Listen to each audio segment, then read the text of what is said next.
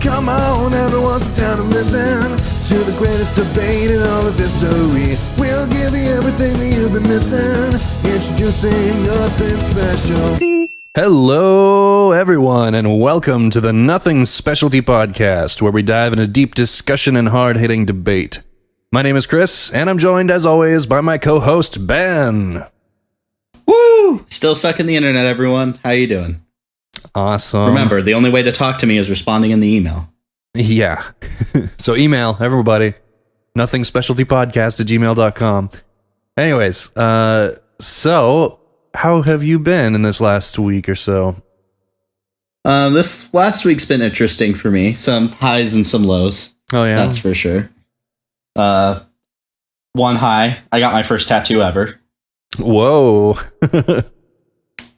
So that was interesting. Yeah. I bought my fiance her first tattoo, and she wanted to do the same. So she got me my first one. So what is it? It's a symbol from a game series I like. It's like a serpent, essentially, a coiled serpent.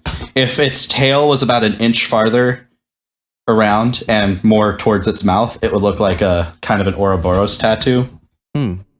The snake eating the serpent consuming itself kind of thing. Mm-hmm.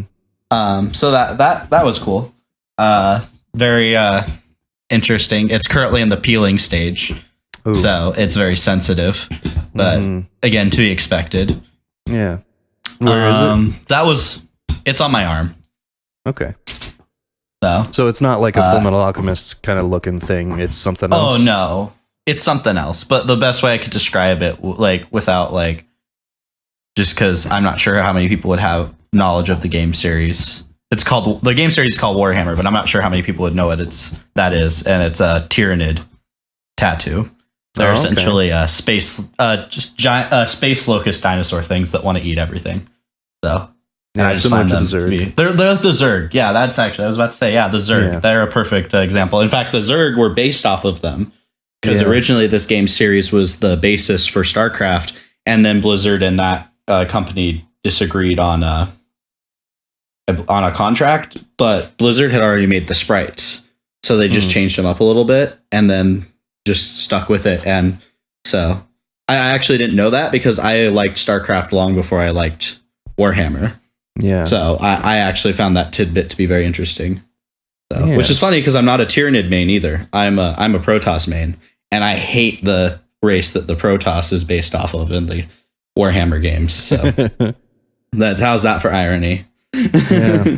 And it's funny, you just said Tyranid instead of Zerg, though I think you were talking about the Zerg. Oh, did I? Oh, yeah, sorry.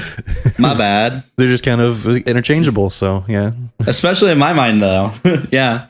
But anyways, yeah, so that was one of the high points. That was cool. Awesome. And then the low point was one of my roommates said they were going to be sticking around for another month, so I planned on that financially, and then he noped out on me. Oof. He just while I was to the best of my knowledge, everything was fine. There were no problems. I wasn't hearing anything bad or that anything needed to be changed or anything dramatic. And then I left to work, and then I get a text as I'm starting to work, like literally as I began working. This person's just so you know, this roommate's from my other roommates saying this roommate's packing up and just hightailing it out of there. And they didn't even send me a message. I had to message them, and they messaged me after they were done. Jeez. So that was a thing. Is it one that I knew, or? Yeah, it is. Just because I'm at the point where I'm trying to be respectful and not start any drama, I'm not going to use names, but. And if anyone is listening and knows what's going on, they know what's going on. But all right. Overall, I just was like, hey, this happened. That was the low point of my week. Dang. So I have another roommate moving in March, though. So it's not like I'm screwed for eternity. It was just one of those things where you weren't expecting it. Yeah, so it happened. Expected to have some money, and then it's just gone. Yeah. No warning. Exactly. So I was expecting a roommate for that month to pay bills, and now I don't. So now that money comes out of my pocket. Yeah. So it's luckily I have money saved up, or well, luckily the money issue is solved. So Okay. yeah, but Well, cool. anyways, but the whole that was my week. So highs and lows, like I said. Yeah. In kind of a similar vein, I was expecting to be working for as a package handler for one of those big package companies. But apparently, even though they put the job on the site and interviewed for it and sent in a background check, I'm now on a list waiting for openings.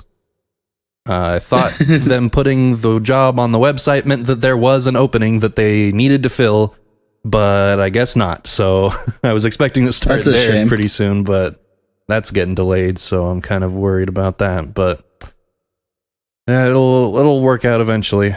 It's lovely when people don't make their plans clear. I guess the new question is to all our handful of fans out there: should we sell out and get sponsors? We'd love to hear your opinion. Yeah. Should I stop scaring them away? Or maybe this would be a perfect time to open up a Patreon and see if there's any support for that. We could offer reward tiers or something like that, but we could also discuss that not on the air. So we'll let you know if anything happens there. If you have anything you want out of a Patreon tiers, though, email us. That way we have something to think on. Yeah, give us ideas. What would you want to see in a Patreon? So, and let us know if you would support it. Anyone that's listening. All right. So I, beside, not getting a job that I thought I was getting, I've been doing school and working my other job. And since I'm just sitting in the middle of a empty lot, making sure no one cuts holes in fences, there's not really too much to do. And so I've been listening to a lot of books. I'm basically working through Orson Scott Card's backlog because I think he is probably my favorite author. Because I'm a bigger fan of other series, but nothing else of the authors of those series. But for Orson Scott Card, I'll listen to anything he writes. He's always like the quality is always very high for him. So. But I listened to an interesting duo of books the first one's called Empire and the second one's called Hidden Empire. And they're basically like a alternative future, but like, present kind of future in the 2000s or 2010s or something. Basically in the US. So they compare America to like the Roman Empire. But then one of the like history teachers that's doing this comparison is like, hey, but it's, America is not an empire. It's still in the republic phase. And so the Roman Republic, before it changed into an empire, it had like a civil war and then an emperor rose up, but still on paper respected the republic.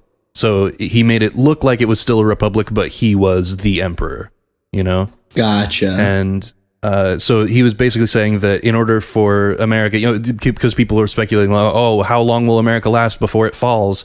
Like, well, it's not in the empire stage, so it can't fall yet. It's got to have a civil war, and then an emperor has to come up that still respects all of the democratic systems, just has everyone's support. So he gets in, unanimously.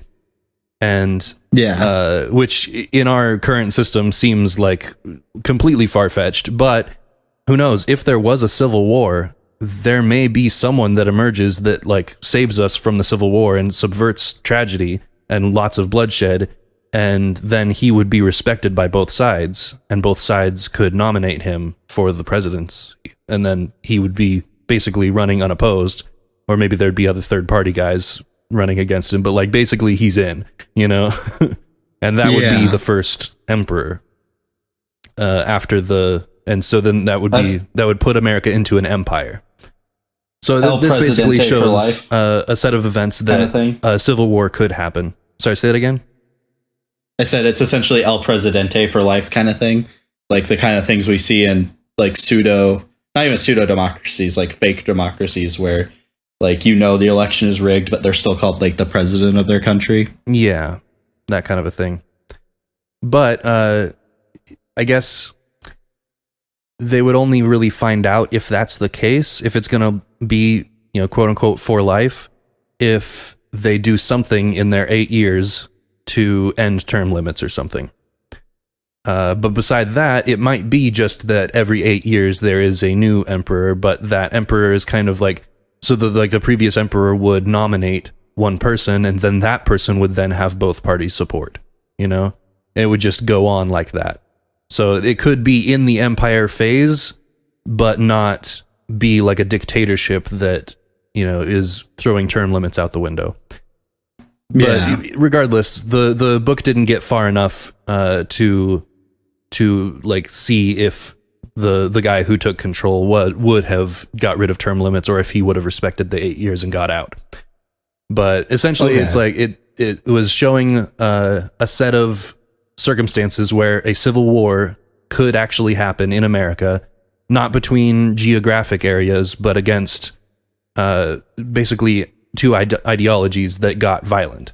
So like the far right and the far left just keep going crazier and crazier until there's some sort of coup attempted, and then another government is established, and different states who have more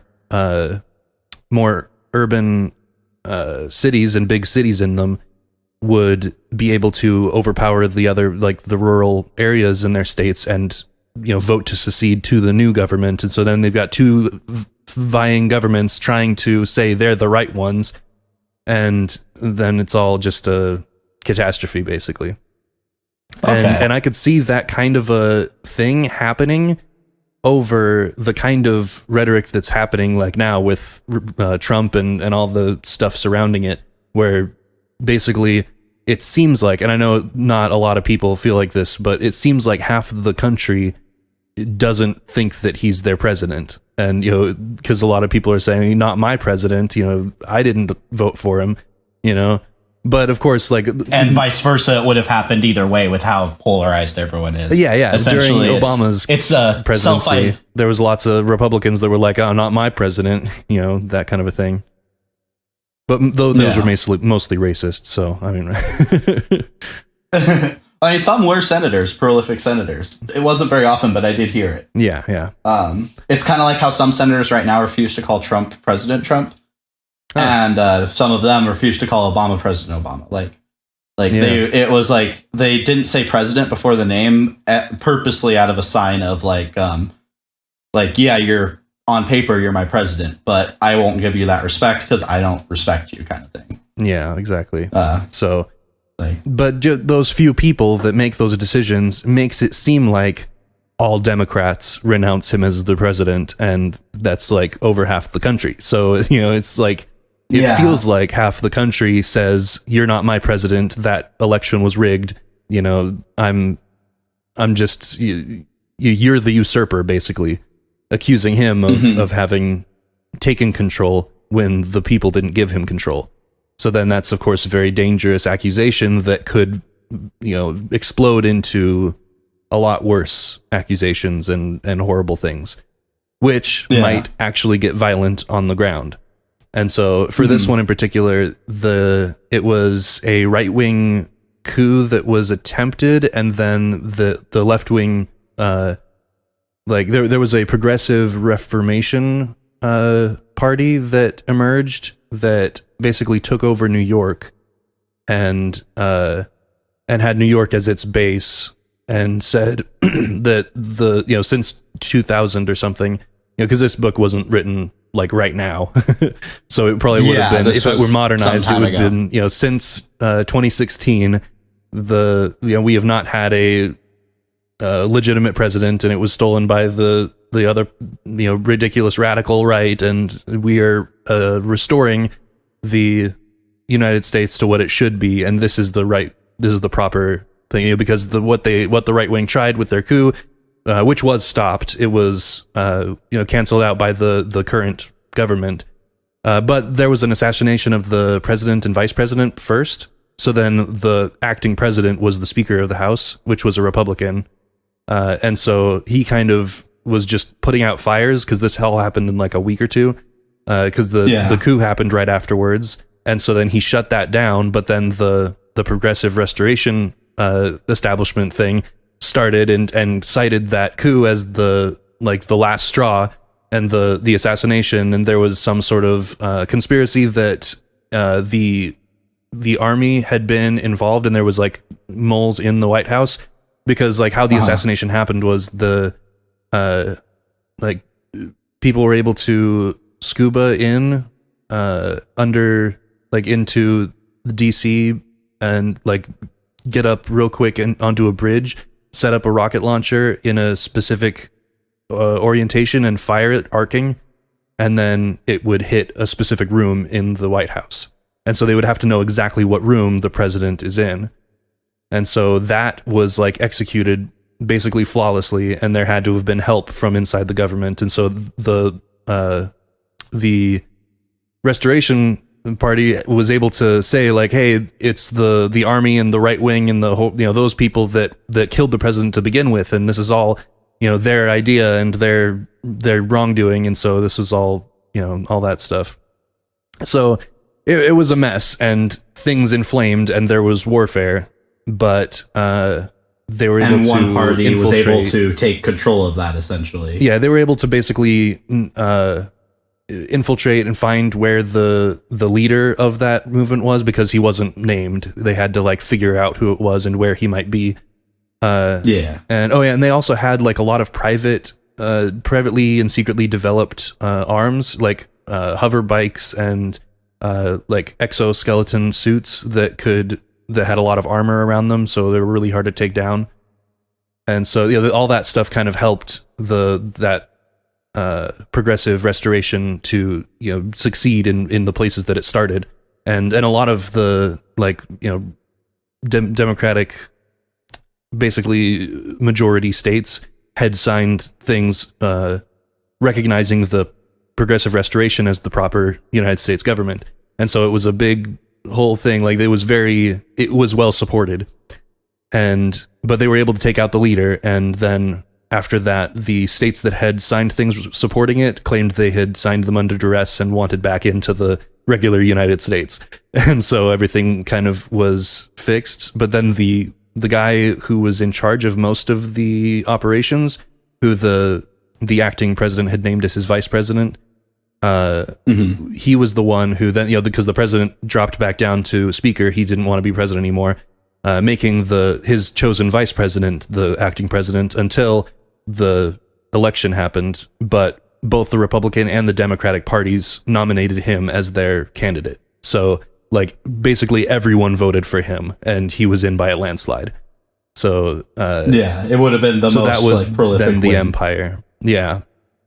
So Okay. But that was the same guy, the previous teacher, who was talking about how America is not an empire and it needed to be an empire with a civil war first. And so then people started like wondering, did he orchestrate this whole freaking thing? And it's just a big kind of mystery and then the second book kind of goes into that a little further, but it's very, very cool how it goes about doing that. But essentially the moral of the story is stop being so crazy. Both of you just sit down, shut up, and stop it. Yeah, everyone needs to calm the hell down, kind of thing. Because we're not at we need to stop. We need to chill. Yeah. Kind of thing. So I don't know. You might like that, but it was written by Orson Scott Card, and he is conservative. So it may have but there's characters that are both conservative and liberal and make their case very clearly. So it seems to me at least like he understands both extremes, and that most people fall in the middle, and that both extremes are not what we want to go for. I mean, so I like seems Ender's very Game, level-headed. So I like Ender's Game, so there's a very good chance I could like this too. Mm-hmm. I'm also I'm not super left wing. I'm just not like die-hard right wing. I'm about as in the middle as you can get. Exactly.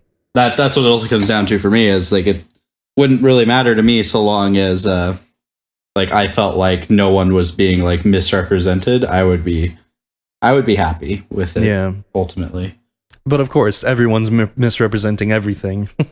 Oh yeah, no, you're right.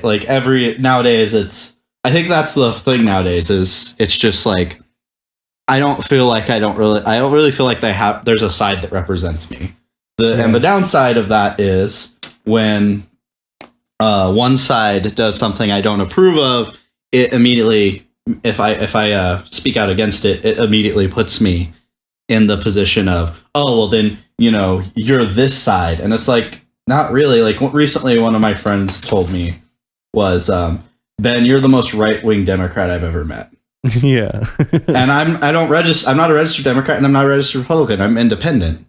I've been that way since I first registered, which I actually registered when I was 18 for extra credit for school. But like even today, I would argue I'm independent just because I don't feel like I owe any side allegiance.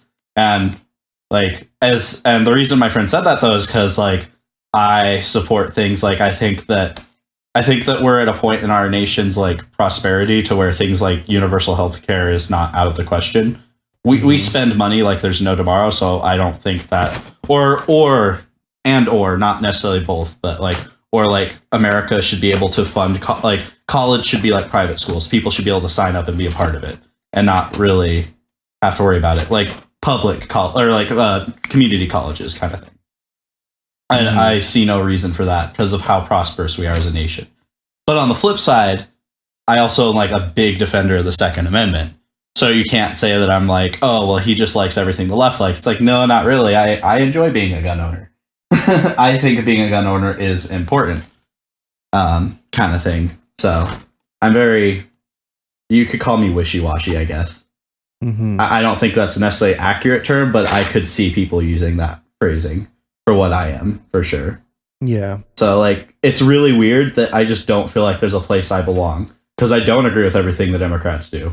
But a lot of times the Republicans do stuff that annoys me. Mm-hmm. And it's like, well, shit, the only people who would be on my side are the Democrats.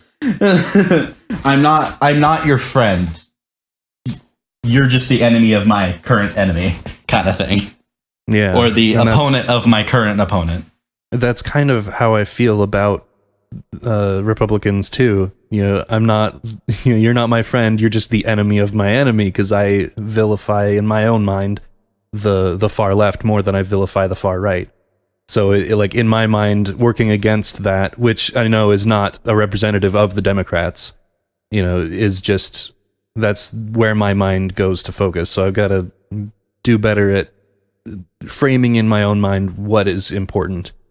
But I kind of wanted to read a little bit of his afterward. So this is like Orson's own words after the first book, because it's got a really cool idea in it. Just a little bit of it. So he says, or maybe we can just calm down and stop thinking that our own ideas are so precious that we must never give an inch to accommodate the heartfelt beliefs of the others. How can we accomplish that? It begins by scorning the voices of extremism from the camp we are aligned with. Democrats and Republicans must renounce the screamers and haters from their own side instead of continuing to embrace them and denouncing only the screamers from the opposing camp.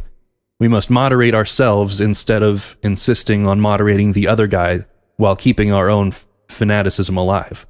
In the long run, the great mass of people who simply want to get on with their lives can shape a peaceful future, but it requires that they actively pursue moderation and reject extremism on every side and not just on one. Because it is precisely those ordinary people who don't even care all that much about the issues who will end up suffering the most from any conflict that might arise.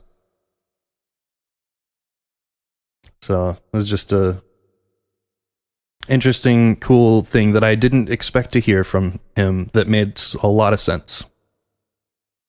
Yeah. Okay. That makes sense. I agree with it wholeheartedly. Mm-hmm.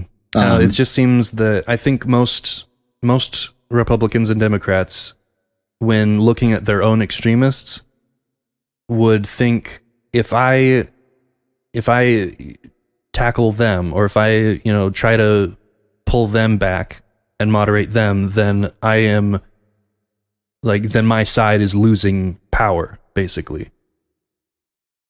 And so that's the view I think most would have in that sense. Like, well, these extremists, they're the loudest voices and they're giving our side power. So if I try to quiet them, then I'm decreasing our own power. So if I do it, but they don't, then they win. So then it's like a catch-22. Like everyone's pointing a gun at each other and no one will lower it first because they think if they do, the other guy's going to shoot. I don't disagree with that way of looking at things, but what I also think is funny about that, because I think it probably is true. But if it is true, what I think is absolutely amusing about that is that the opposite is what will probably end up happening, which is that you have this group of people who are actually hurting your side. Like, I'm trying to think of an example, which we could probably both agree on. Or two examples, one for each side. So let's say the girl who was like out against video games for blood. I'm trying to remember her name. Sarkeesian. Anita Sarkeesian. Okay. And then on the other side of the spectrum, let's go with shit. I just made fun of him. Oh yeah, Alex Jones. Let's use those two like extremes of each side.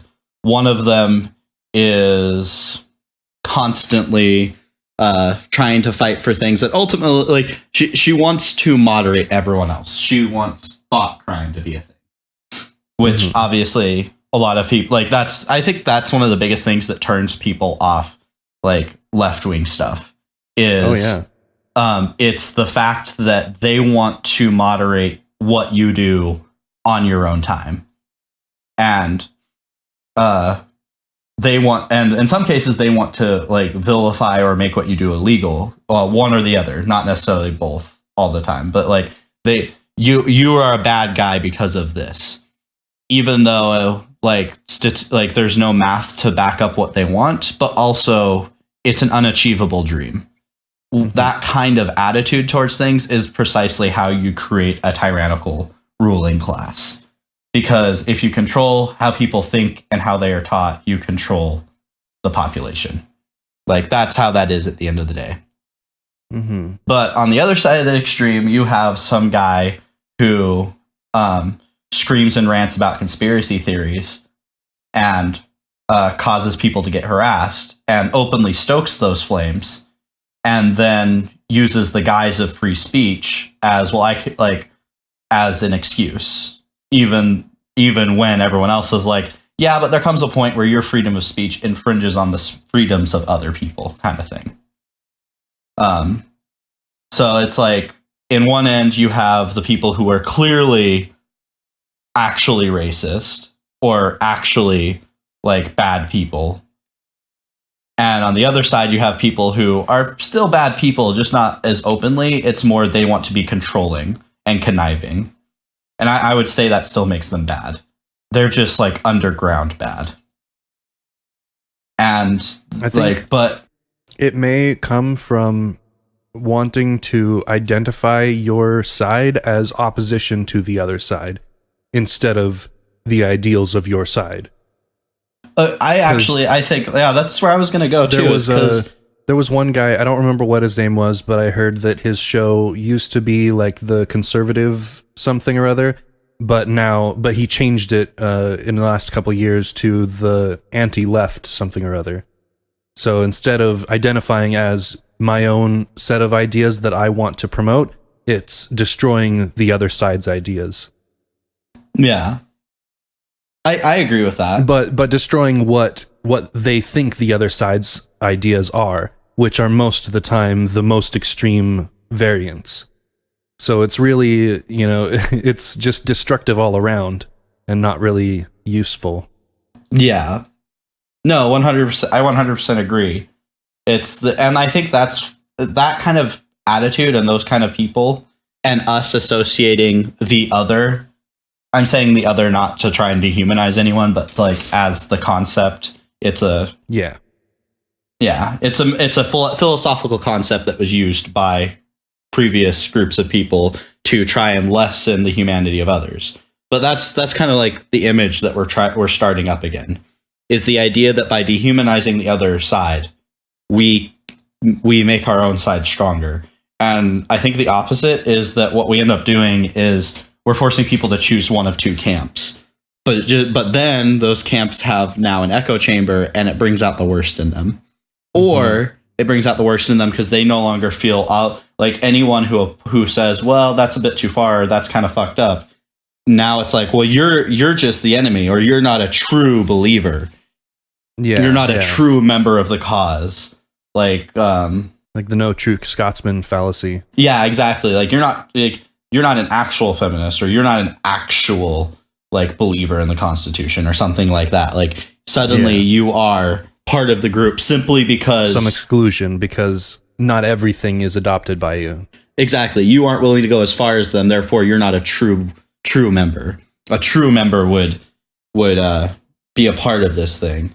And I think the other thing is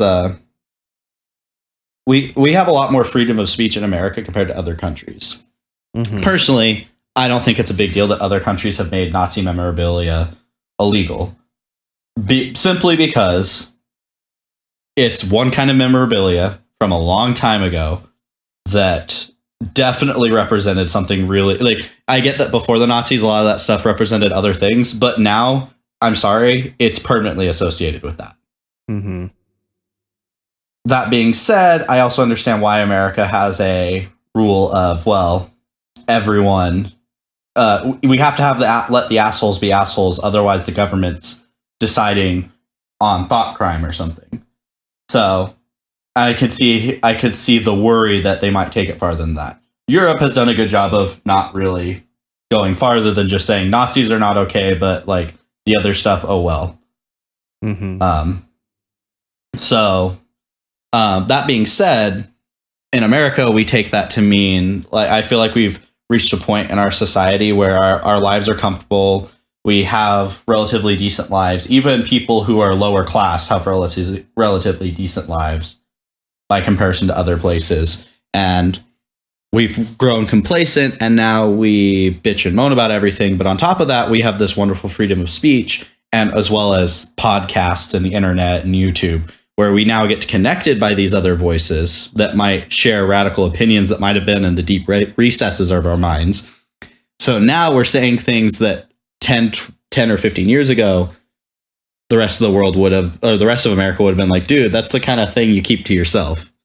Mm-hmm. You know, like the stereotypical racist, raving lunatic at Target, like spouting off shit in the line, where normally everyone would ignore him because, to the best of your knowledge, no one shares his opinion. But suddenly it's like there's this group that does, and social media is how that person became connected to that group of people. So I think that guy had a point where we need to start policing our own ranks, because what we're doing is we're allowing those bad things to kind of infect us. Like, we need to control ourselves. Like, we should control our own. We should start culling our own groups, kind of thing. Yeah. And like, if I'm we not did saying that, we need to kill people. We just need the vast majority of American citizens, which are somewhere in the middle, would then be the ones controlling things instead of the two far extremes of each side. Yeah, exactly. So I don't see any downside, because they are minorities. They are. You know, they shouldn't be controlling everything. And it's funny that the loud minority has so much impact on politicians and what they decide on and how they act. Yeah. It's very amusing, because the funny thing is, a lot of the people who voted for them probably would still vote for them even if they took a hard line against extremists. Yep. Because they weren't voting for you because you were an extremist. In fact, you probably weren't acting like one when you were campaigning. You probably were trying to promote an image that you weren't. Because when you're campaigning, you're not campaigning to convince other Republicans to vote for you. You're campaigning to get the people in the middle, or possibly even people on the other side, to go, it's our best choice. He's better than the shitty person who's running for Democrat. Yeah. He's better than the guy naming himself Lord Buckethead over there. So I think in that sense, the Democrats right now, when they're selecting their nominee, should kind of stop trying to see who's the farthest left and the most progressive candidate, and really see which one's the most centrist, because if anything, that will be the one that can beat Trump. No, I agree. The Democrat who would beat Trump would be the one who's willing to fight for issues that affect the most amount of Americans in the most dramatic way. Yeah. The I'm trying to remember who the Warren, I believe is her last name. Elizabeth Warren, yeah. Yeah, Elizabeth Warren and Bernie's little feud that happened recently to me was kind of ridiculous. Yeah. and then Hillary Clinton taking shots at Bernie while he's on the campaign trail. Mm-hmm. It's really funny because it's like, you do realize that no matter what, you acting like this could only help the person who literally chanted "lock her up," right? Like wanted to claim to want to lock you up in prison. Like, you are aware of this, right? This isn't the time to take shots. This isn't the time to be fighting amongst each other. And this isn't the time to be spouting off nonsense. It's kind of like how there's one of the comedians I listen to, Bill Maher, said something that I believe is accurate. He said, right now, people like Bernie and other people need to shut up about their weird ideas about taxing churches. And then he went on how he was like, I'm game for taxing churches. He's like, you probably all know that. However, we're kind of trying to win a campaign here. And at the end of the day, if a bunch of people in the South who are of a minority learn that their local Catholic church, or worse, mom and I'm not sure what to call a church that's self-sustaining, but a mom and pop equivalent of a church, is now going to start being taxed, you better believe they're not going to vote for the guy saying they're going to do that, because they might vote Democrat, except for the fact that you now told them they can no longer go to church because you want to tax it. He's like, so this isn't the time for that. This isn't the time to spout off who wants to do the craziest leftist thing. This is the time to just win. Who said that? And essentially, Bill Maher. Essentially, he said, stop virtue signaling, win the election. That's your job right now. Is Bill Maher running, or was he just advising the candidates? Oh, he's a comedian. He has a talk show. Oh, okay. I think it's on HBO. I don't know if I've ever heard his name. Oops. Yeah, he's a famous comedian. Yeah. But so he's just talking to all of the candidates. He's talking to America in general. I think his big thing is he knows most candidates probably aren't going to listen to him. Actually, I'm surprised you haven't heard of him before, because I think I've heard the name, but I didn't know if it was a personality or a political office person. I don't know. Oh no, yeah. One of his most common and popular right wing pundits that comes on his show to talk is Ben Shapiro. Oh, okay. In fact, one of the compliments he often gets, because he speaks it how it is, so he's obviously been called out by both sides. But one of the things he said is, as much as I don't agree with a lot of what Republicans do, at least they have balls. Because Democrats often won't come on a show lest they look bad, or lest lest they be seen as the enemy now that they've associated with him, despite the fact that he's left wing. Mm-hmm. But he doesn't share the purest left wing opinions. So yeah. He's told Ben Shapiro that straight to his face. He's like, at least you have the balls knowing that I'm going to disagree with you on 80% of what you say to actually come here and talk to me. Mm-hmm. I like that. And I think that would be better for the country in general too, is if we stopped worrying about how the other person's going to feel and just learn to talk to each other. Yeah. And plus, so one thing that makes me think that if Andrew Yang were to be nominated, I would probably actually vote for him over Trump. And that's because he actually went on the Ben Shapiro show for a Sunday special and for an hour talked about his ideas for his presidency. And is he still a legitimate candidate? Huh? Is he still a legitimate or Democrat candidate? I'm actually curious. Yeah, he's pulling around 6 to 9%. Okay, so he's not in the lead, but he's not yeah, he's not the front runner. Yeah, but he's not one of the 1 or 2 percenters that should just drop out. He's 6 to 9% in most polls. So he needs to work on his chances, but he has a chance. Yeah, he's been on the stage at some Democratic debates, but they almost never ask him questions. So he has to just butt in when he can. And then the media is not covering him at all because they just don't really like him. Well, that's because he's a moderate. That's what we were just talking about. Moderates don't get attention they need. Yeah, exactly. So, but he actually went on the Ben Shapiro show, even though he doesn't agree with anything Ben believes, and Ben doesn't agree with anything he believes. But like Ben asked him about all this stuff, like the universal basic income that Andrew Yang was proposing, and how Did that he would make work a good argument for it that financially and even Ben economically. Shapiro was like, "Oh, that's neat. I actually think that's a good idea," kind of thing. Because he Yeah, like proved there with was math that it would fix some of the problems Ben Shapiro has, essentially. Yeah, because mainly Like, you might because of not how like it me, but I can would- prove with math I can help you.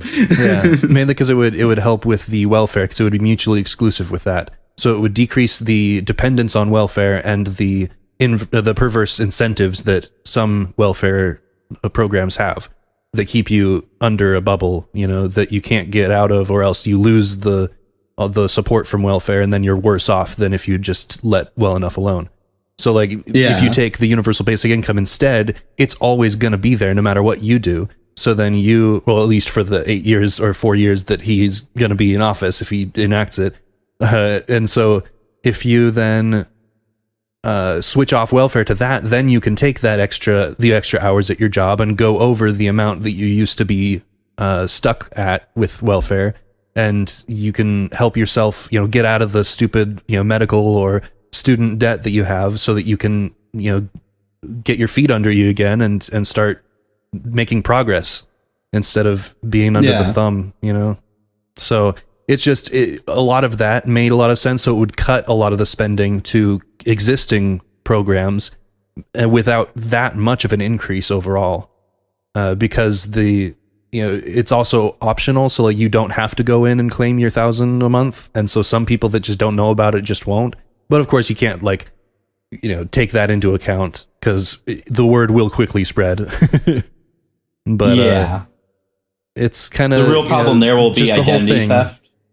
Oh yeah, But once you're registered for it, I don't know. But once you're registered under it, you would have to be using your information poorly to. I'm sure once they see, like, the government would have to have a system where it's like, oh, there's 2 addresses. This doesn't make sense.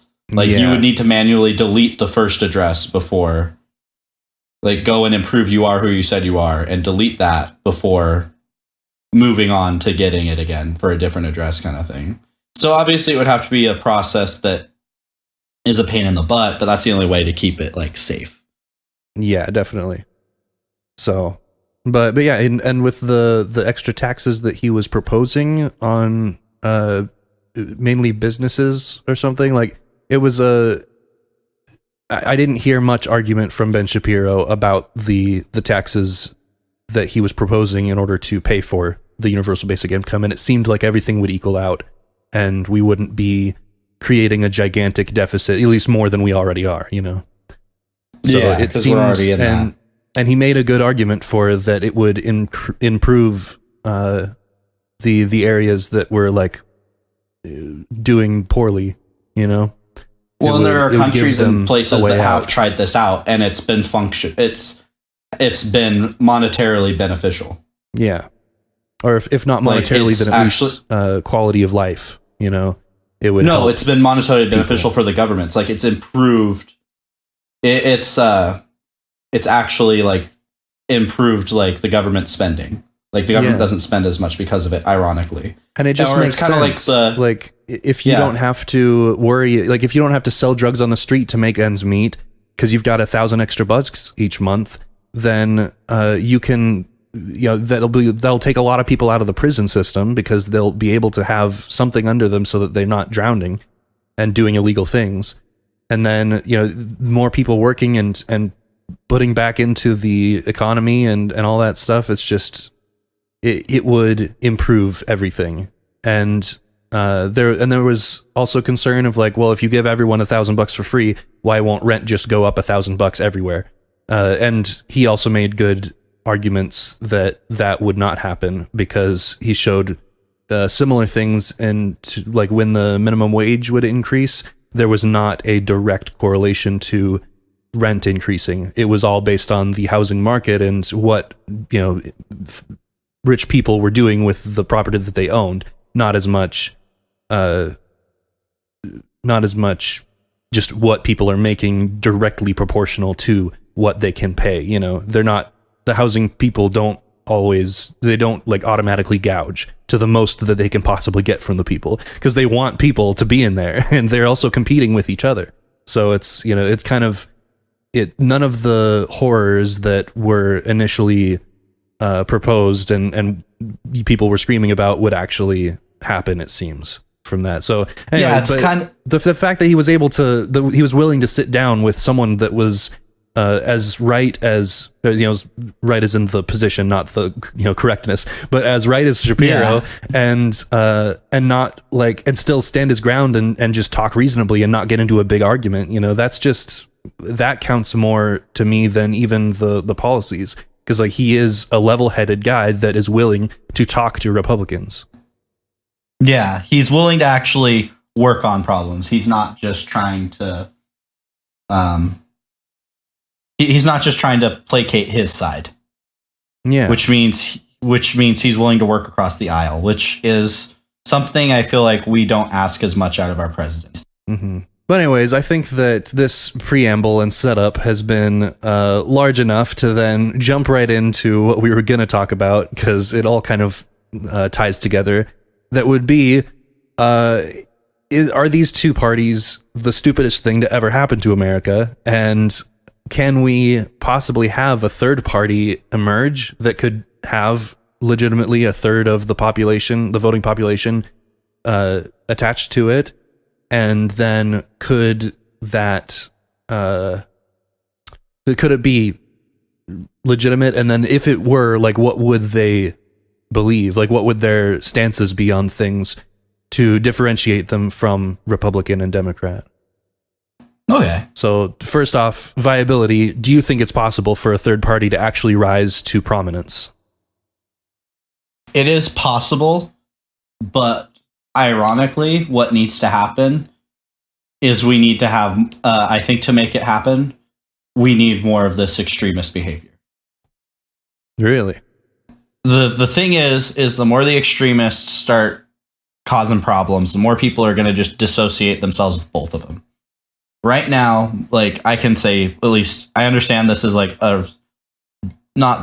this is my sample size, but also I think just in general, like, I think Americans are kind of getting fed up of all the drama between the both sides. Oh yeah. Because like you said, at the end of the day, like, the people who care the least about some of the dramatic issues being brought up are the people who would be most affected. So, like, right now, I think the way to make that happen would be simply to make enough people say, well, I don't give a shit about both sides anymore. In fact, fuck them both, like, kind of thing. Like, that's what's going to cause it, if anything does. And then but something's going to have to appear to fill the gap. The question is, would a moderate be able to take advantage of that? Also, whether or not third candidates or third parties are viable is becoming a talked about topic now. It was kind of talked about during the Obama versus Romney. It was much more prevalent of a topic during Hillary versus Trump, who are two of the least popular candidates in their own parties, at least during the 2016 election. Yeah. Like, not necessarily now, but like during the actual election cycle. And so, like, there was obviously a lot of people going, well, I wish I had a different choice. And so, like, the more extreme everyone gets, the more likely this is to happen, because you're driving people away. Something I was going to say earlier is I think the dumb thing about extremists is they're doing the opposite of selling their brand. It's kind of like, I don't know if anyone else has had this experience where someone's been trying to convince you to watch a certain TV show or a series, but like they talk about it with such fanaticism that what it actually ends up doing is driving you away from it. A series I like is called Supernatural, but when I was first introduced to the concept of what it was, the people who were trying to sell it to me were like so fanatical about it that it actually made me not watch it for the longest time. Simply because I was like, their fanaticism drove me away from it.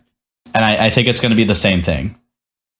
Also, we're moving towards I feel like the newer generation is a lot more laid back on a lot of things. You do occasionally get that person, like when you're in high school, who's like super Christian or super atheist or something, or just super in a certain direction. But for the most part, I'd say our generation is like placated by the fact that we do live in the best. Like, this is probably the best time to be a human being in America. Like I had said earlier, your average lower class family is still pretty spoiled. Yeah. The people who are like single parents raising kids at where I work at McDonald's have smartphones. Yeah. Like, that's like the luxury item. So, And not just like cheap $50 ones from Walmart, like no, like the brand new new. iPhone. Yeah. Exactly. So because we live such a good life, those big issues don't scare us as much anymore because of that. Also, I feel like just we are becoming more interconnected, and that is only making us dislike those people more who are extremists, or see them as a version of entertainment. As horrible as that might sound, like that's what they are to us now. Is, oh, it's entertaining to watch this person make a fool of themselves, kind of thing. So I feel like it could happen, but I don't think we're at the point where people are like, I'm fed. We aren't at the point where a majority of Americans are fed up. I feel like we will reach that point when the majority of Americans get fed up. I don't know. I feel like it's possible that we are there, but the people that are fed up with the two-party system see one or the other as more dangerous than the other, and so they continue to ally themselves with the enemy of their enemy. So it's the enemy of my enemy mentality that's keeping the two-party system alive, I think, because I think most, or not most, but there were plenty of votes for Trump in this last election that were not for Trump but against Hillary. And the reason I 100% agree with that. Yeah, the reason they casted them for Trump instead of some third-party candidate was because they really didn't want Hillary to win. And if they split the vote between Trump and someone else, then Hillary would have won. So they voted against Hillary by voting for Trump. And so then how does that transform from enemy of my enemy mentality to let's pick a third option? You know, how do you convince all those people and have all of them actually go through with it without the fear of splitting the vote and letting the opposition win? Gotcha. I guess maybe like if it were from both sides picking the same third party. So if it was a middle party, you know, that could draw enough. That could convince people enough that splitting their vote to that third party would not be a disaster. If they believed that if the moderate Republicans believed that if they voted for the third party, that the moderate Democrats would, and the moderate Democrats believed if they voted for the third party, then the moderate Republicans would. If they both trusted each other, then they could both, like a large number of voting people could. So I think I figured out one thing that could do it. You would need a candidate, but this idea I don't think would create a third party, but it's possible. I just don't think it's super likely. I think the most likely thing that could cause that would actually be someone who is actually anti-establishment. So like libertarian? So Trump claimed to be anti-establishment during his election. And that's why a lot of people like started flocking towards him originally. Was he's not a politician. He's not associated with a brand. He is his own brand. I know for me, that's why I originally liked him. But the thing is, at the end of the day, we see that he aligned himself with one party. Imagine if you had a similar polarizing personality, someone who was charismatic enough to pull people to him, but pull the moderates to them. The sad thing is that person would probably need the money to back it up, which means having someone who doesn't ally themselves with a party, because they would have to be able to fund themselves for the most part. Well, if Bloomberg decided to be independent, he's got the money. Yeah, true. And that's the thing, is you would need someone who has enough money to do it. So it's less likely, but it's also because chances are they would try to associate with a party. Yeah. I wonder if Trump had run and all the same stuff, did all the same speeches and all the same talking points and merchandise and all that stuff, but he claimed independent rather than claiming Republican. What do you think? Like, do you think he could have still won? I think he still Or could was have that won. Republican nomination required for his victory? I don't think it was required just because, like, I don't think any of the other, like, there were no other good Republican candidates. Mm-hmm. Just like I feel like the only decent candidate during the last Democratic election was Bernie, because he could fill a stadium, unlike Hillary. But like that kind of thing, like no other Republican candidate was filling stadiums. They weren't able to rally people around them. So I feel like Trump still could have won simply because he was actually capable of rallying people around him. That's what that came down to. I wonder how his presidency would have been different if he were like, I'm my own party, bitches. You know? I don't think it would have been different because I feel like the reason the Republicans have flocked to him.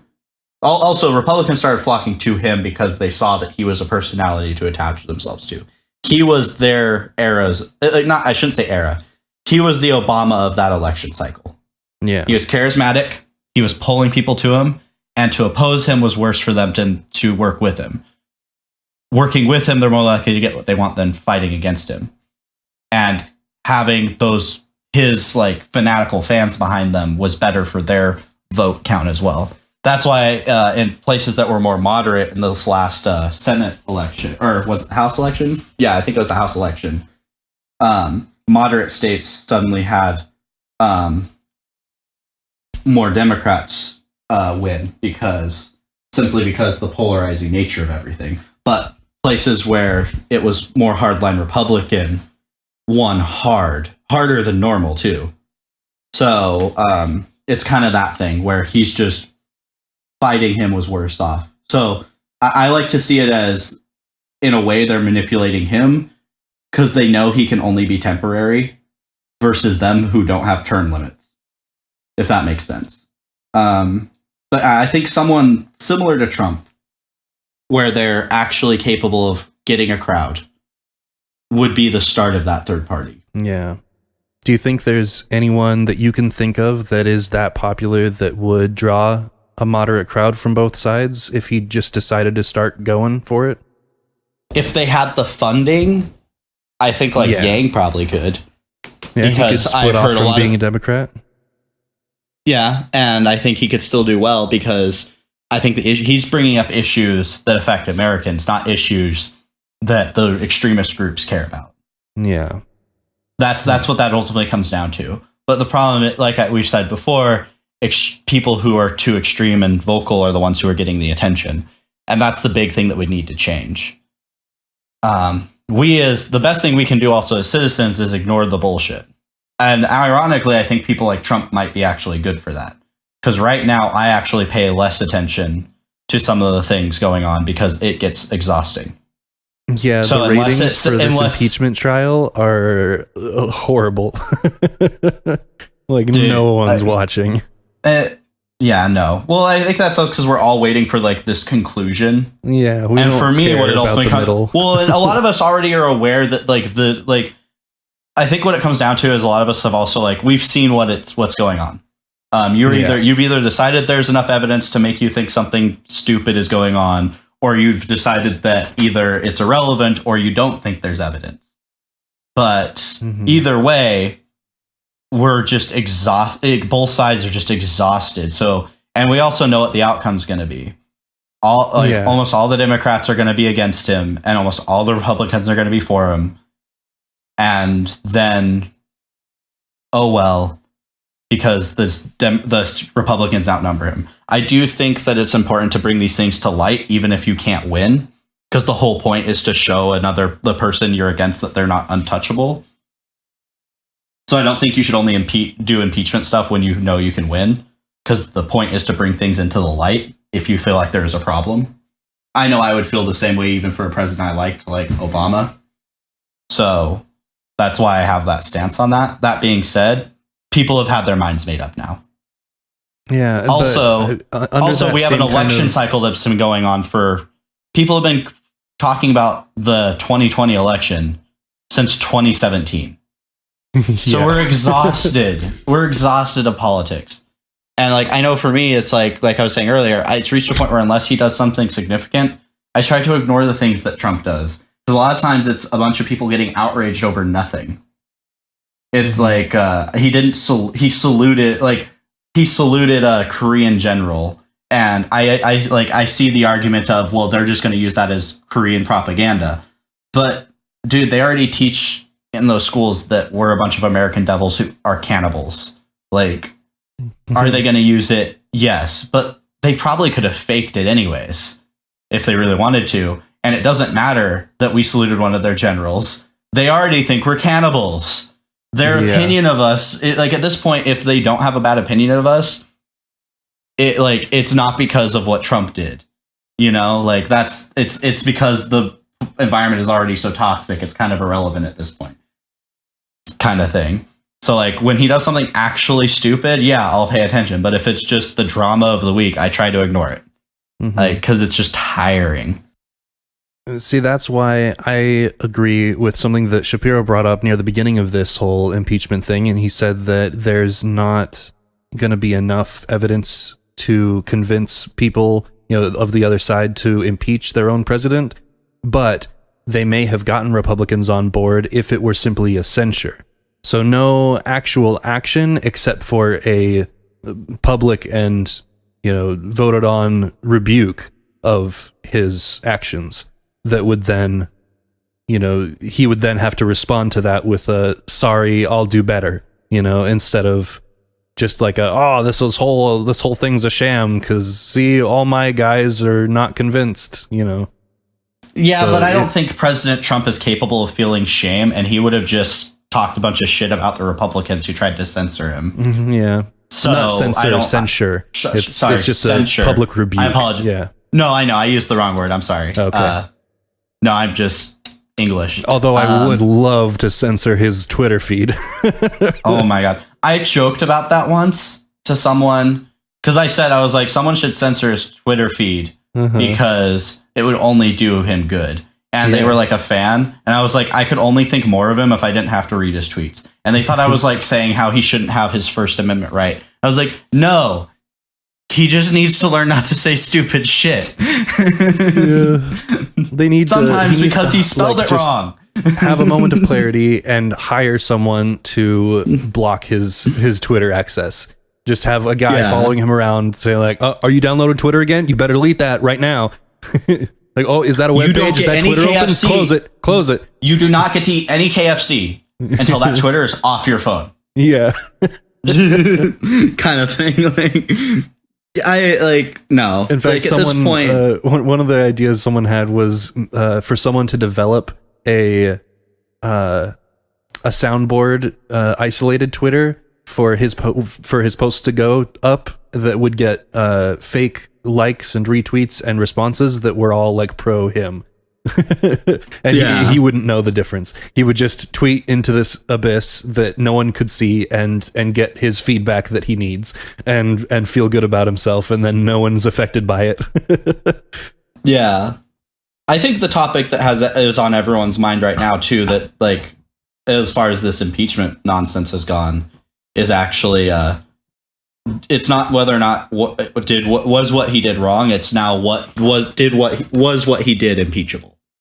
We've moved on from is he guilty? Everyone's decided that he did the thing he's being accused of. That's no longer the topic. The topic is it an impeachable offense? Is it worth removing the person from office? I think that's where we're at. There's still some discussion on some of the accusations made in the first one, the abuse of power one. Like some of those are still being refuted. But yeah, the most of the conversation is to like, so yeah, he had a phone call. It wasn't the best. He was probably abusing some of his power, but to benefit the country as a whole and not his own political. Like it was about 2016. It's not about 2020. That's the argument. Well, no, that part's not even up for debate anymore because his own intelligence officials testified and said that. And yeah, they testified and said that they had been telling him that there was no interference from them. Essentially, he was chasing a boogeyman. Well, yeah, they were telling him that, but his own lawyer that he trusted, stupidly, was feeding him the opposite. So he was And getting conspiracy yeah. theories from him, and that's the person he decided to listen to. That still Exactly. doesn't tell us what his motives were. But Trump's I mean, motives could have still been about 2016. He just didn't trust what the other guys were saying. He trusted Rudy Giuliani. I mean, it's also Trump, so I do feel like there's definitely like He's definitely in it for himself kind of guy. I think that's what ultimately comes down to. Also, he did put his own personal attorney before American officials, and I feel like to an extent you wouldn't do that unless you personally there were some personal things involved there. Like, I feel like he was just still weary about the FBI from the Page and Strzok thing that happened, at the first part. Like, he's still worried about people that are against him that would give him wrong information. So he wants to use his own people that he himself trusts, which is stupid, but not impeachable. Yeah, but even former FBI directors who served under a lot of other presidents have come out and just said, this is a bad idea. Get why. I get why. That's not I'm simply saying it should be worrying that we have to have the discussion of, did he make a big oopsie?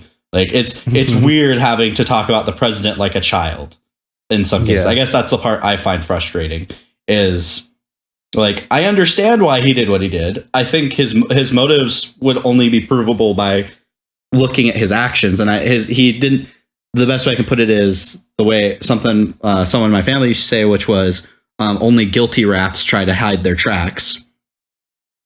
And that's what I'm seeing right now. But I also can't prove, because his mind is so crazy. I'm sorry, I don't think he's kind of a crazy person. Mm-hmm. That's part of what his personality is.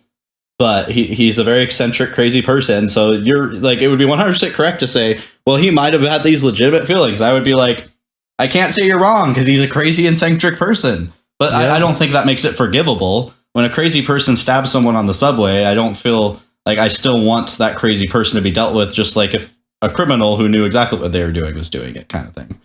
Yeah. I know those are two bigger, extremer things. My point is, being crazy is not itself an excuse it's not a get out of jail free card kind of thing.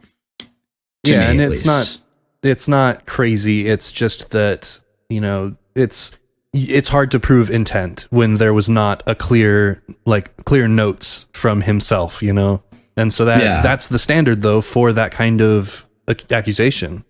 So, and all the notes we're getting are from former people who worked with him.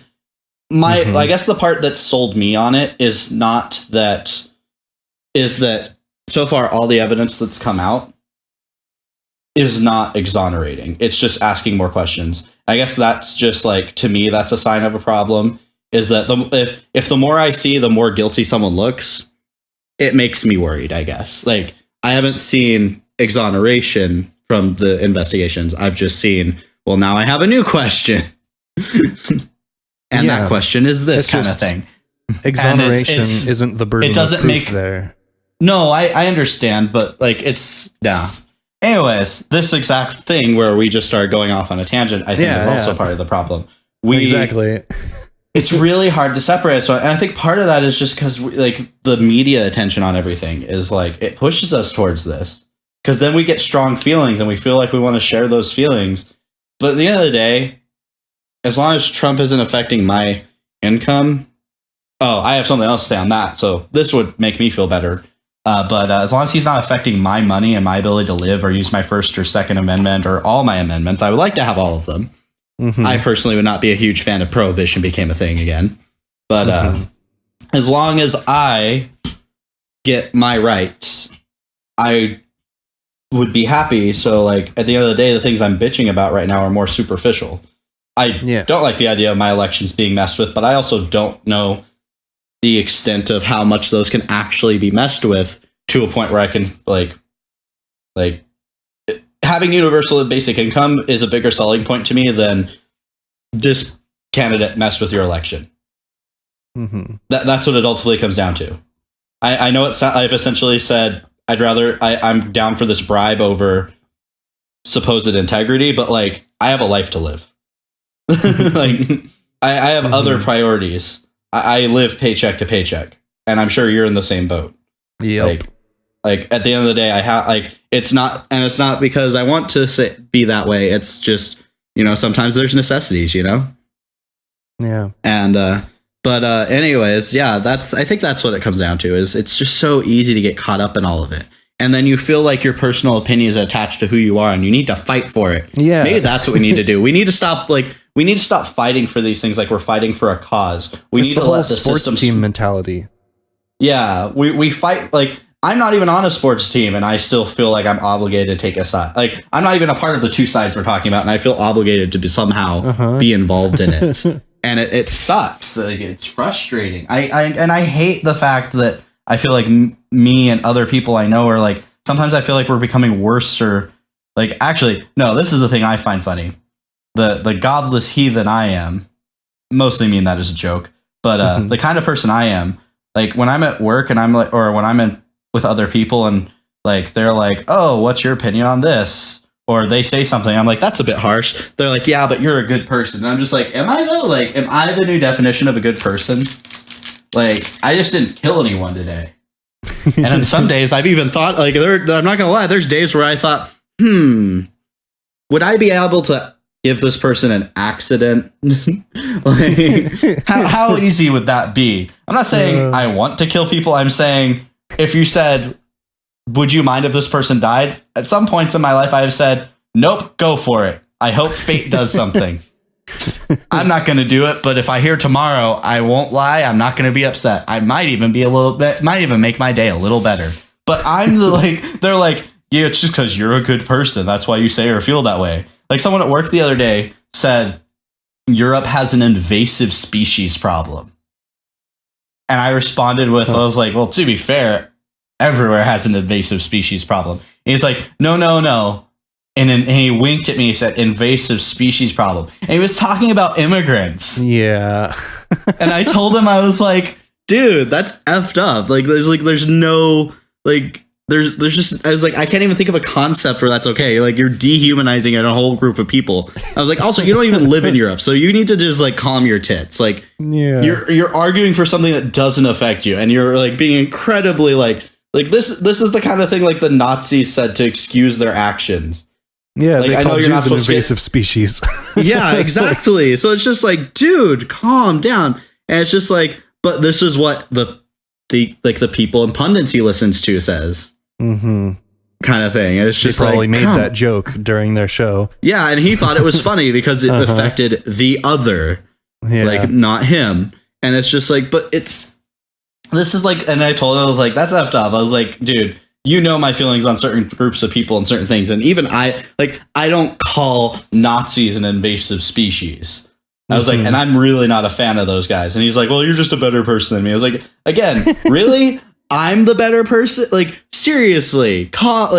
Also, like, can you honestly say you're fighting the good fight if when someone else is just acting like with basic human decency, you're just like, well, you're just a better person than me. Like, what?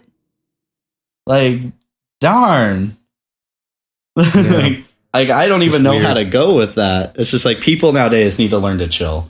And I think the irony is people like him are probably the people who are going to cause a third party, in my opinion. Because eventually people like me who just want to live our lives and have a good life. And I'm not exactly fighting in a world war right now. So like right now, the big selling point for me is making my life better. Yeah. Making like maybe it's called the Leave Us Alone Party. Yeah. Like one word spelled weird. Leave us alone. The no elephants or donkeys party. Yeah, and no elephants or donkeys allowed.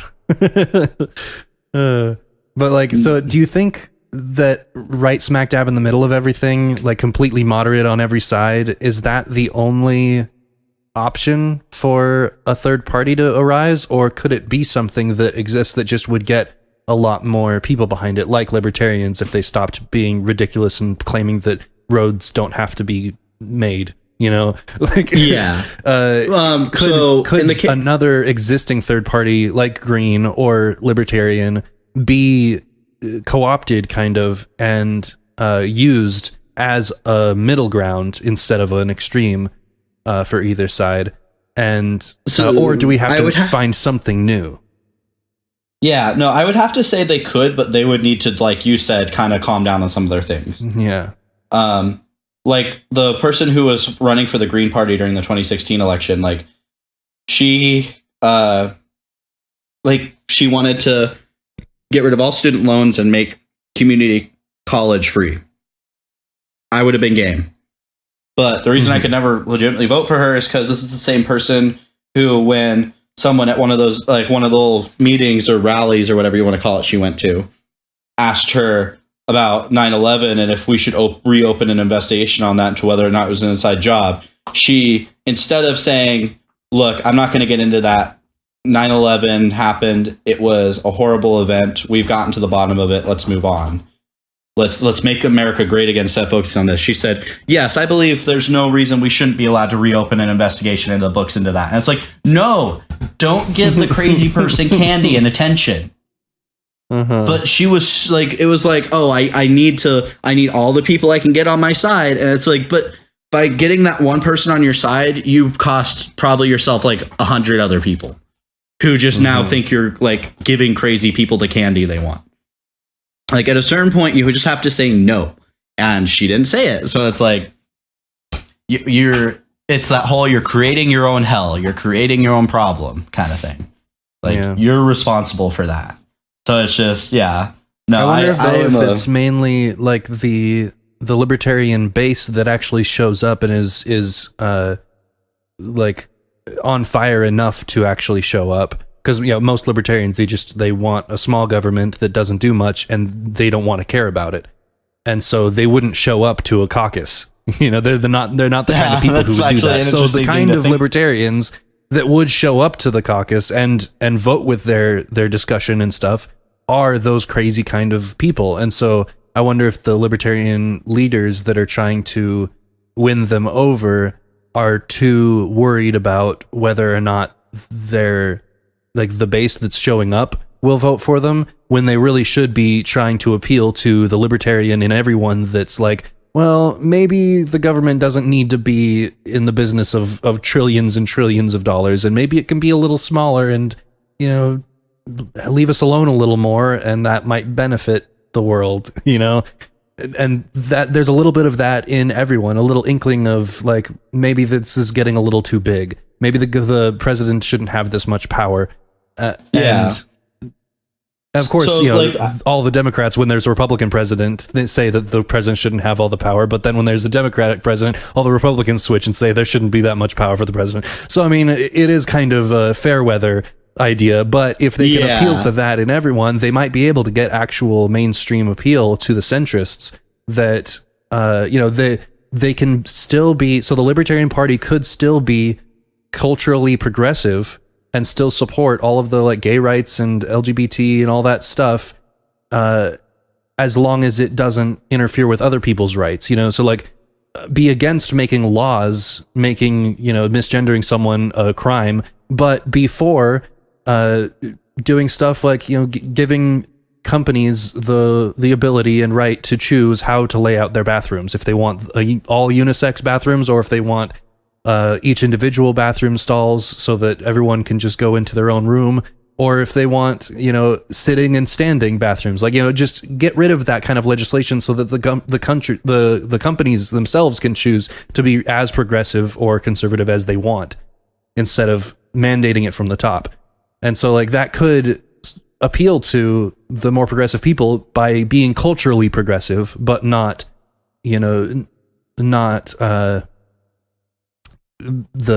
laws, not making the laws enforce the progressivism, Yeah. So being economically conservative and conservative with the size of the government, but completely progressive and liberal in the cultural and rights movements and stuff.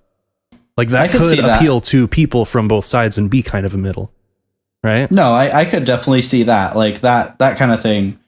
But that would also, I feel like there would there would need to be like a reworking of like how libertarianism works. A lot of the people I listen to who are a little more left leaning, like a lot, they like used to identify as libertarians, and I used to as well. I wanted to identify as one until I like started looking into it, and I was like, well, some of this stuff makes sense. having states that like having more control versus like the federal government having all this control. I like it. Makes sense. That being said, you also think police department needs to be privatized, and the fire department needs to be privatized, and roads, should we have private companies build them? And I'm just like, at a certain point, you're just spouting crazy shit, and this is one of those cases, because like you can't privatize everything, because I think we talked about this before, where we said at a certain point companies are going to put profits first. Yeah, they're not going to put us first, the country first. They're going to put profits or money first. And that's to the whole be thing. fair, since most of the money comes from people, they are kind of putting people first by putting money first. But there are definitely some cases where the two do not coincide, and they definitely favor money, and at a cost to the people. I mean, yeah, it's like if you look at the country, we hear about lawsuits happening against companies for doing shit they shouldn't have been doing all the time. Yeah. So like the fact that that's like a weekly or monthly occurrence should show that like this corruption is clearly enough to warrant the need for that. Like certain things just shouldn't be a part of it.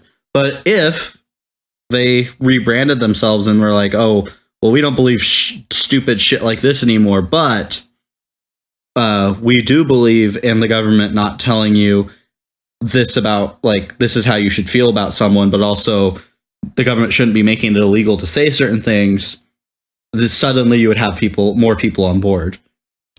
What kind if of thing. they called themselves the Progressive Libertarian Party or the Progressive Freedom Party or something like that? Interesting. Do you think that would pull in people from the right and from the left with that name? I could see something like that. I think branding would be less. I think branding might be important, but it needs to. But like the things they stand for really need to be the driving factor. That is true. I wonder if maybe if enough Republicans were able to say, Trump, we don't like you, go somewhere else, if he could make his own third party that could be, branded in whatever way. Maybe it's the Trump party, as simple as that. Or maybe he actually chooses a real word and that actually stands for something. And like he kind of brings his base with him to this third party. And then we have three. But then it's going to be basically 1/4 Republican, 1/4 Trump party, and then half Democrat still. So then Democrats will just always win because they have they outnumber both of the other two. Yeah, it would have to be something not as fanatical. That I think that part wouldn't really be up for dispute because it's just a matter of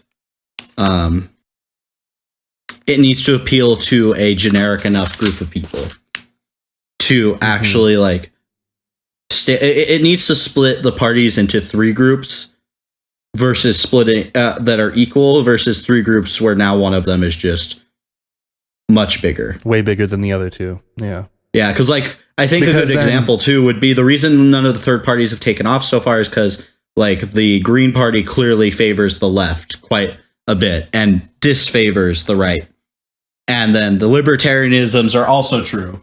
They favor the right far more than they favor the left. Yeah. So if the Green Party gets votes, it's stealing them from Democrats. Yeah. Enough people would have to see merit in it from both sides, who are also moderates. Yeah. So it would have to be something in the middle. There's no other way to slice it. Yeah, because obviously still leaning one way heavier than the other isn't working. Mm-hmm. I wonder, do you see, just as like an aside, do you see libertarianism and socialism as diametrically opposed? No. I think if you start with them separately, if you start with like at their base, if you start with them, they aren't the same thing. But and I'm using libertarianism as it currently stands at its most extreme. But if you were to take both to their logical extreme, you would get a very similar result with different words. Really?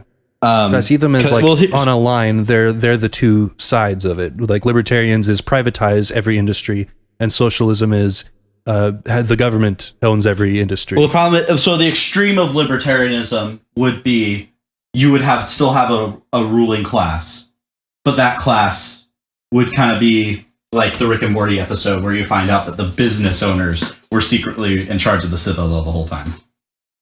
That's what you would get. You would still get a ruling class, an elite class that is probably still untouchable, because in this world, in this government system, like being privatized gives you more power. And in the case of socialism to its extreme, I would say like Venezuela is a pretty good example of it going too far. And in that case, the government just said, we own the things that make money in the country now. So they became They own the means of production. So essentially in both cases, the ruling class is the people who own the money and own the industry. The difference being between the two would be how they got there. Is it private or is it public owned? Yeah. So in one case, the leader is saying, oh, the public owns this, but in reality, he owns it. And in the other case, it would be the CEOs being open that they own it, but then still looking out for their interests first. It's kind of like you got to the same place using two different roads.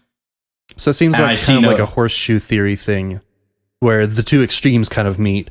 But I think in the middle, it is kind of a slider, just like Democrat to Republican is kind of a slider where, at the extremes, they kind of meet with the, like, either Hitler on the right and or maybe the left, and then Stalin somewhere. I don't know. They all look the same when they're at the extreme of either side. But exactly, they both look. You can see differences in the middle, and so I think it's a similar kind of line between libertarian and socialism. It's just how much of what is owned by the government. So libertarian wants less owned by the government, and socialism wants more owned by the government and controlled by the government.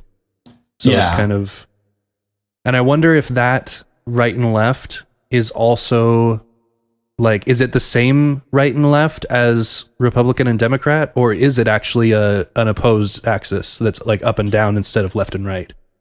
That's a good question. I think the bases are pretty, like the most extreme bases are pretty set in their ways, but I think people who are moderate are willing to change with the times. I used to like look down on that to an extent, but now I've realized like that's actually an important quality in a candidate, willing to side with the people even if it doesn't stand with your beliefs, because at the end of the day, they're like, you should see them as your boss. Their feelings and their opinions should come first to your own, kind of thing. Mm-hmm. So like I would say that, but I think politicians, like to an extent, need to be flexible and change with the times. Oh yeah, one question I actually had for you, because I'm curious, because I haven't gone to church in a while. Mm-hmm. So are tattoos now okay with Mormons? Is that no longer a lot of Mormons do have tattoos? Is that no longer a like something you can get in trouble for, I guess would be the best way to put it? There will be no disciplinary action if you suddenly show up to church and you have a tattoo now. Like, it would all be cultural. So whether or not other Mormons would be like, now that you have a tattoo, you did something wrong. Whether like it wouldn't affect my ability to get blessings. That's kind of a little more likely, but the bishop, if he's a good bishop, would be careful to not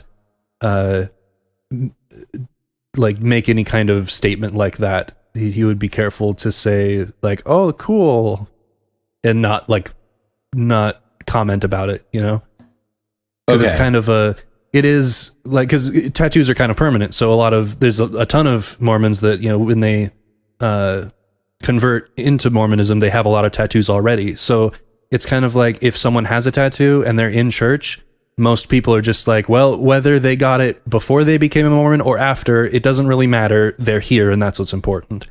But I think a lot of Mormons would have kind of a feeling like, well, if you're deciding whether or not to get one, I'm going to try to talk you out of it because your body is a temple and all that jazz and stuff, and you should treat it like a sacred place. Would you graffiti the temple? Like, that would be awful, but like, at the same time, those would be like, unless they're close to you and they like have some sort of other rapport with you, that would be really stupid for them to do, because that's not like socially acceptable to just try and comment on someone's lifestyle choices and act like you're so better than they are. But yeah, we're talking about Mormons. I wouldn't put it past them. So like, no, culturally, I'm asking because yeah. when I got mine, he asked, like, we were talking about stuff, and it's like somehow I don't remember how it came up, but I told him, I was like, I would say I used to be a Mormon, and he was like, oh, I'm one, and I was like, oh, so you used to go to church too? He's like, no, I still go to church. He has 2 sleeves. For anyone who doesn't know what that means, he has tattoos from his wrists and on part of his hands all the way up his arm. Mm-hmm. So he has 2 sleeve tattoos, and he said he goes to church, and now they know that his tithing comes from selling tattoos to others. And in the past, they didn't want anything to do with him, but as of recently, they not only are okay with it, they welcome him coming to church and paying his tithing. Yeah, I think it's just they've realized that kind of a that's only going to be a hurtful stance, and thankfully they're realizing that shunning people is not a Christian thing to do. Yeah, so that's why I was curious, because like I see, like, I was like, if they've changed, that's neat. That means they're evolving. But that being, like, they're evolving as a religion, not like, becoming less ape-like, but they're changing with the times. And I was just curious, because I always find it amusing when that happens. It's kind of like how I joked that I think there's going to be a major Christian faith in 100 years that is okay with gay marriage, with how society is currently going. Like, obviously, if there were a big change, societal change, that opinion of mine would change. But as things stand, with the direction society is going in America, I could see that. Yeah. Because religion changes with the times. So I feel like, but I was just curious because it reminded me of that, what I was thinking about earlier, because we were talking about politicians changing. Yeah, as far as I know, there has never been a rule against tattoos, but, members and bishops can make their own decisions on what to do and how to react to situations. So, but there was no official rule, but there was a talk in general conference by the president of the church that where he said it's not a sin to get a tattoo, but he, like, at some points he had visited like jails, and overwhelmingly he saw just tons of tattoos all over the people that are in the jails. And so he kind of made like an inference that, like, well, causation doesn't equal, correlation doesn't equal causation, but I mean, look at all these tattoos in the jail. Do you want to end up in the jail? That kind of a thing. Like, acknowledging, like, yeah, this doesn't quite hold up, but there's still a pattern here that I want to bring to your attention, if that makes sense. Yeah. No, I can kind of see that, but I also think that comes down to I think tattoos nowadays are also different. Like, people aren't just like, back in the day it was like you get a tattoo to, like, be a rebel and a heathen. Mm-hmm. Nowadays you get a tattoo because you want to show everyone that you like Star Wars.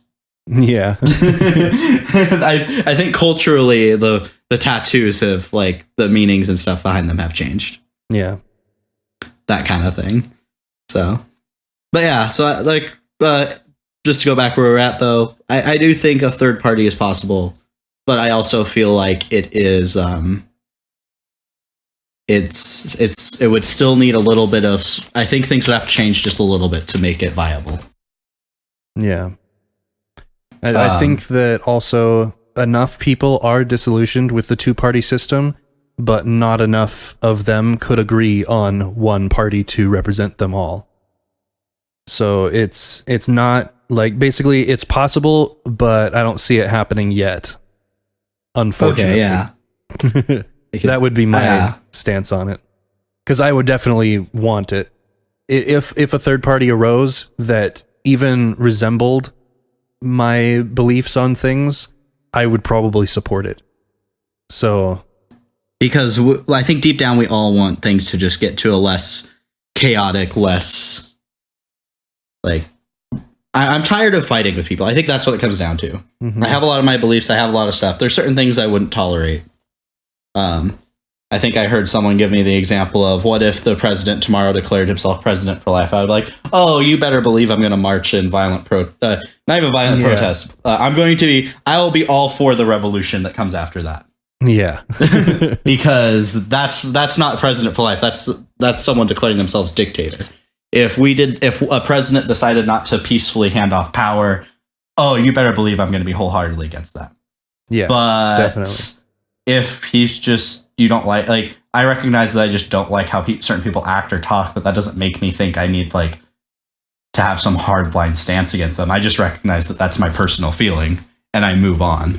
Mm-hmm. So I feel like we need but I do feel like that is becoming more common.